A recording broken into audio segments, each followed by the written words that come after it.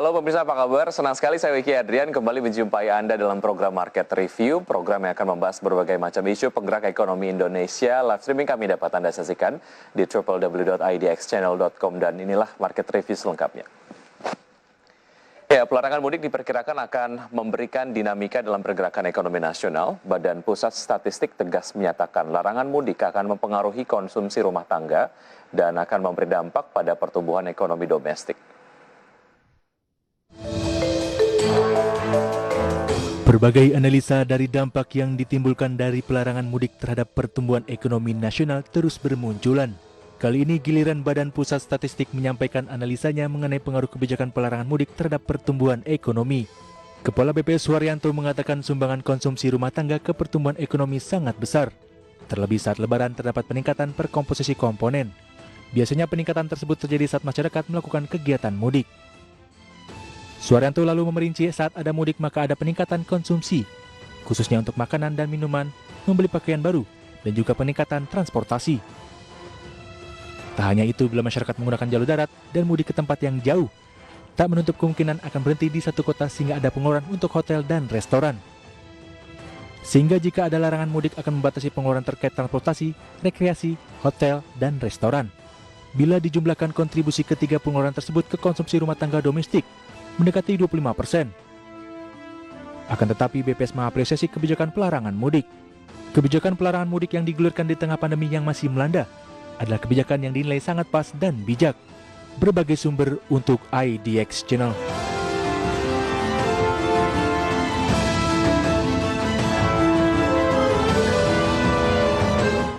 Ya, pemirsa, untuk membahas tema kita di paruh pertama di Market Review mengenai gali cuan meski mudik dilarang, sudah terhubung melalui aplikasi Zoom Bapak Sarman Simanjorang, Ketua Umum DPD Himpunan Pengusaha Pribumi Indonesia atau HIPI DKI Jakarta. Selamat pagi Pak Sarman. Selamat pagi Mas Wiki, salam sehat dan semangat selalu. Salam sehat selalu Pak Sarman, terima kasih sudah bergabung bersama kami di Market Review. Pak Sarman, bicara mengenai apa yang kemudian Anda kemarin sempat blast begitu, ada semacam press release lah yang disampaikan terkait dengan bagaimana sebetulnya pelarangan mudik justru memberikan hikmah lah, khususnya untuk pelaku-pelaku usaha yang ada di kota-kota besar. Seperti apa analisa Anda? Mengapa kemudian Anda melihat ini Pak Sarman? Ya, pertama bahwa pemerintah kan saat ini sangat concern sekali ya dalam rangka bagaimana agar momentum Idul Fitri ini jangan sampai nantinya akan terjadi suatu peningkatan penyebaran virus corona. Sehingga kalau kita lihat ya pola daripada pemerintah saat ini untuk bagaimana agar mudik itu betul-betul dilarang itu kan sangat-sangat ketat sekali. Memang kalau kita bandingkan tahun yang lalu itu kan dulu masih banyaklah bisa mencari celah-celah untuk mudik, tapi untuk kali ini kan kita lihat pemerintah sudah agak ketat sekali, sehingga kita lihat memang masyarakat di kota besar atau katakanlah di Jabodetabek itu boleh dikatakan sangat-sangat sedikit yang bisa mudik. Nah, dalam hal ini kalau kita lihat bahwa pengetatan ini membuat para warga-warga di ibu kota ataupun di Jabodetabek itu terpaksa mereka tidak keluar kota dan mereka akan memanfaatkan libur Idul Fitri ini untuk beraktivitas di dalam kota sendiri. Nah, dalam hal ini saya melihat bahwa ada indikator-indikator yang kita lihat kenapa nanti ini akan mampu menggerakkan ekonomi dan menguntungkan ekonomi di kota-kota besar atau di Jabodetabek. Misalnya pertama kita lihat bahwasanya banyak pengusaha-pengusaha yang saat ini sudah mampu membayar THR. Walaupun memang sebagian besar belum mampu, tapi ada kenaikan dibanding tahun yang lalu. Jadi artinya kalau tahun yang lalu itu banyak yang tidak mampu, nah, saat ini sudah ada indikator bahwa ada yang mampu, ada yang setengah mampu, memang ada juga yang tidak mampu sama sekali. Tapi ini mengalami kenaikan. Jadi artinya ini akan sangat bermanfaat sekali untuk para pekerja-pekerja yang mendapatkan THR maupun full maupun dicicil. Nah, yang kedua kita lihat bahwa pemerintah juga sudah memberikan full THR kepada ASN, TNI dan Polri, ya kan? Nah, kalau kita lihat dalam posisi seperti ini, hanya sebagian kecil yang mengirimkan dana tersebut ke daerah. ke keluarganya di kampung, ya kan? Dan semua dana-dana ini di samping mungkin akan saving juga, tapi mereka akan bergerak di kota masing-masing. Makanya kalau saya bicara asumsi Jabodetabek ya, nanti masyarakat Jakarta atau Jabodetabek ini nanti akan berputar di Jabodetabek. Mereka akan pergi ke mall, mereka akan pergi ke restoran, ke katakanlah pusat-pusat wisata, ya kan? Kemudian kita lihat juga kan penyebaran mall di Jakarta, di Jabodetabek ini cukup banyak dengan berbagai fasilitas. Kemudian juga mungkin juga masuk juga tempat hiburan yang lain seperti pemancingan misalnya, atau tempat rekreasi yang lain. Nah, di sana akan terjadi transaksi ekonomi yang lumayan besar.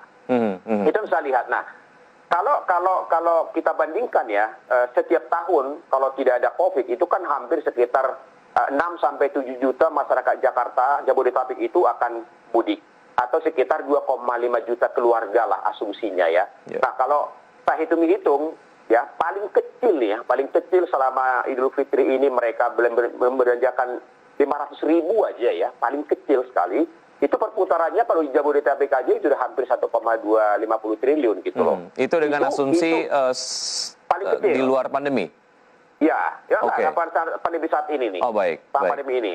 Ya, tapi ini hanya perkiraan kecil aja dengan asumsi 2,5 juta keluarga yang beraktivitas selama Idul Fitri ini di Jabodetabek dan membelanjakan 500.000. Kita perkirakan ada 1,250 triliun yang akan berputar. Itu paling kecil. Itu paling kecil. Jadi artinya kita sangat berharap nih Mas Wiki bahwa momentum Idul Fitri ini nanti yang pertama akan mampu meningkatkan pertumbuhan ekonomi daerah dan kemudian juga akan mampu menyumbangkan pertumbuhan ekonomi kita di kuartal kedua 2021.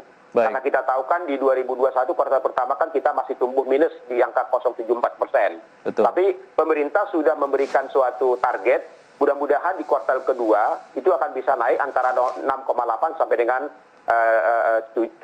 Nah ini mudah-mudahan momentum ini bisa bermanfaat untuk bagaimana pertumbuhan ekonomi kita di kuartal kedua itu positif gitu. Apa yang bisa dilakukan untuk betul-betul memaksimalkan momentum tadi Pak Sarman? Karena sebagaimana kita tahu kemarin juga pemerintah sudah sampaikan bahwa ada pemberlakuan kembali PPKM Mikro, begitu artinya akan untuk mal saja tetap akan ada pembatasan jam operasional.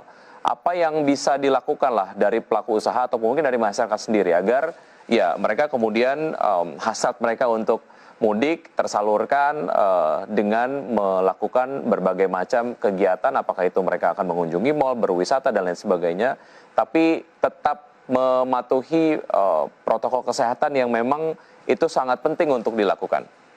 Ya, jadi memang kita bagi pengusaha tentu memang sangat concern. Kita tidak ingin bahwa pasca Idul Fitri ini akan terjadi suatu lonjakan. Kita tidak inginkan itu. Nah, dalam hal itulah saya juga sudah dari minggu yang lalu juga sudah memberikan suatu masukan kepada pemerintah ini supaya segera dipersiapkan karena himbauan kita di rumah saja ya it's okay, tapi menurut hemat saya dengan kita libur hampir seminggu seperti ini nggak mungkin lah masyarakat Jabodetabek ini di rumah, pasti mereka akan keluar rumah gitu kan ya, apakah itu mau makan siang berkeluarga dengan keluarga atau rekreasi dan lain-lain. Untuk itu memang harus segera dikoordinasikan. Yang pertama dari sisi kesiapan masing-masing pengusaha. Jadi kita harapkan memang pengelola pusat-pusat rekreasi, pusat-pusat hiburan, kemudian juga pengelola mall, restoran, kafe, itu sudah harus mempersiapkan dari sisi bagaimana mengatur agar tetap mematuhi protokol kesehatan. Nah itu paling penting juga.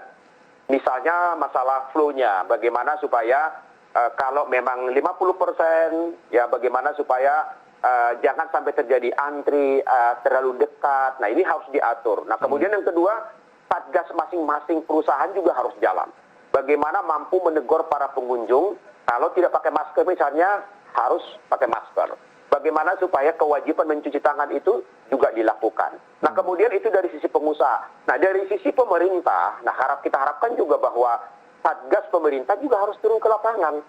Karena bisa saja seperti mal misalnya, ya terjadi antri di luar misalnya, atau mungkin bisa membantu daripada satgas internal perusahaan ini oleh satgas pemerintah masing-masing memonitor dan bisa bila perlu misalnya Satgas pemerintah ini bisa memberikan sanksi tegas kepada masyarakat yang memang nyata-nyata melanggar protokol kesehatan. Nah ini sangat kita harapkan Mas Uki, karena kita ingin agar selama betul-betul Idul Fitri ini boleh masyarakat juga menikmati dengan baik, akan tetapi juga jangan sampai ini berpotensi untuk menularkan virus yang nantinya juga akan berdampak kepada aktivitas dunia usaha pasca Covid ini gitu. Baik, pengawasan mengenai pengaturan flow dari jumlah masyarakat yang masuk ke tempat makan ataupun mal ini juga cukup penting, mengingat bagaimana sebetulnya dari sudut pandang pengusaha melihat banyak kemudian orang yang ingin memasuki tempat usahanya, begitu ada sebuah potensi keuntungan di situ. Kadang ada prokes-prokes yang dikesampingkan lah, itu mungkin diakui atau tidak. Tapi dengan adanya pengawasan yang cukup intens, itu kemudian dapat juga membantu mengingatkan teman-teman pengusaha bahwa memang ada satu protokol kesehatan yang betul-betul secara kuat harus diterapkan. Oke, bicara mengenai sektor-sektor konsumsi yang nampaknya akan mengalami peningkatan yang cukup signifikan. Serapannya akan cukup banyak, Pak Sarman. Sektor mana saja? Ya, terutama memang yang paling serapannya itu nanti adalah sektor perdagangan. Itu sudah pasti ya. Itu sektor perdagangan, kemudian juga sektor pariwisata, kemudian juga sektor transportasi. Nah, ini juga akan menggeliat gitu kan. Makanya dalam hal ini bahwa momentum ini harus dimanfaatkan betul oleh dunia usaha, karena ini juga nanti yang saya katakan tadi, samping akan juga mampu memberikan kontribusi terhadap pertumbuhan ekonomi daerah masing-masing, tapi juga pertumbuhan ekonomi nasional itu juga akan semakin terdongkrak. Nah ini momentum ya, momentum bagi teman-teman kita, pengusaha-pengusaha hotel, ya. Saya yakin juga pelaku-pelaku pengusaha hotel juga sudah membuat suatu